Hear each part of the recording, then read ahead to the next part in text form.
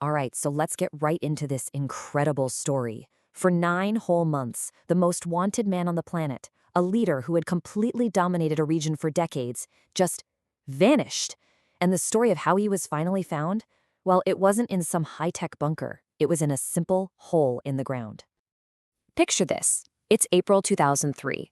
The shock and awe campaign has hit, and US-led forces are rolling through the streets of Baghdad.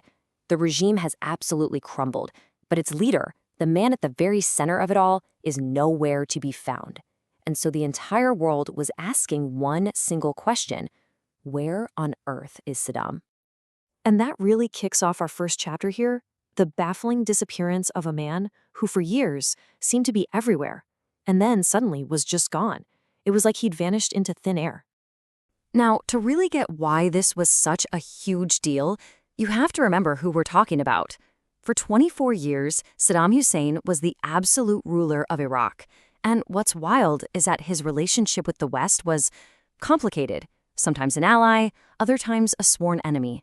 His name alone could shake up global politics. So, when Operation Iraqi Freedom happened, it was fast. The presidential palaces were left in ruins, the government was completely shattered, but the man at the very top had seemingly evaporated. It sparked one of the biggest and most intense manhunts in modern history. The confusion at this point was just off the charts. Intelligence agencies all over the world were scrambling. Had he slipped across the border into Syria? Maybe Russia was secretly hiding him? Or was he tucked away in some James Bond-style underground fortress? The craziest part? Nobody knew. Even his most loyal bodyguards, when they were captured, had no idea where he was. All this uncertainty, all these dead ends, it all led to a massive military response. And that brings us to the official hunt, Operation Red Dawn. Just think about that for a second. A 9-month, multi-million-dollar global effort, all focused on finding just one person. And let that number sink in. 9 months. The former president of Iraq, with the entire might of the world's most advanced military looking for him, just stayed completely off the grid. No videos, no phone calls, no confirmed sightings, nothing. Just silence.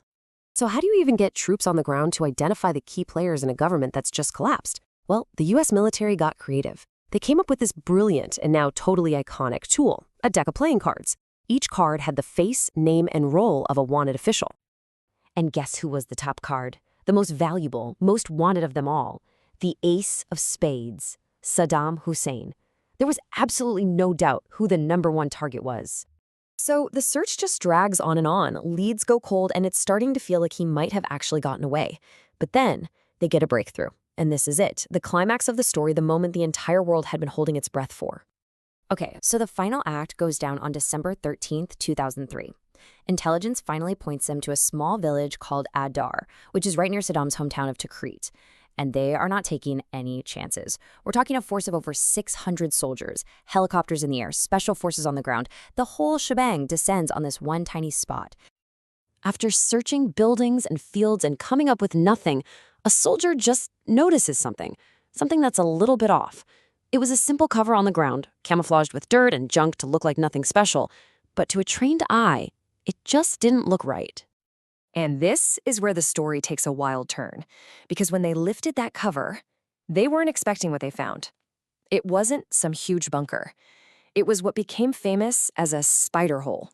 A tiny, cramped, concrete-lined hole, barely big enough for one person to lie down in. A primitive, claustrophobic hiding place. A soldier yells down into the darkness for whoever's in there to surrender. And from that hole, a voice replies with these absolutely surreal words. Even from a hole in the ground, he wasn't just surrendering, he was still trying to negotiate. So the soldiers pull him out. He's disheveled, bearded, almost unrecognizable.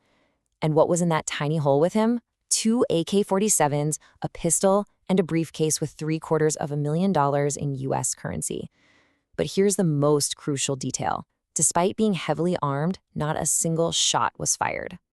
As soon as his identity was confirmed, the news flashed to Washington, and President George W. Bush made one of the most famous and shortest announcements in modern history. He simply told the world, "We got him." And just like that, the hunt was over. But, the capture was just the end of one chapter. What came next was the inevitable and deeply, deeply controversial conclusion to his story, the trial and, ultimately, the execution. So, after his capture, a long and complicated legal process began.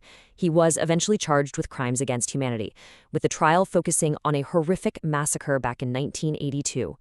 Nearly 3 years after he was found, on November 5, 2006, he was found guilty and sentenced to death. He listened to the verdict, apparently in silence, and was executed less than 2 months later. The end of his life was just as dramatic and chaotic as his capture. A low-quality video recorded secretly on, of all things, a cell phone was leaked to the entire world. It showed guards taunting him in his final moments, and it sparked this massive international firestorm, raising serious questions about how the execution was handled. And that controversy really leads us directly into our final section. Because even in death, the story of Saddam Hussein was far from over. He left behind a legacy that is just fiercely debated to this very day. So how is he remembered? Well, it really depends on who you ask. To some, he was a brave patriot, a strong leader who stood up to foreign powers, and whose removal just plunged Iraq into chaos. But to countless others, he was a monstrous dictator, responsible for wars, brutal repression, and the deaths of thousands of his own people. And his trial remains a major point of contention. A lot of international observers questioned whether it was truly fair. They raised concerns about due process and whether the court was really independent. Some analysts came right out and said it felt less like impartial justice and a lot more like political revenge. And that brings us to the final, really big question that still hangs over all of this. The main justification for the 2003 invasion was the threat of weapons of mass destruction, weapons that were never, ever found. So when you look at the whole story, from the invasion to the capture in a whole to that controversial execution, was it all truly about justice, or was it something else entirely? That's a question history is still trying to answer.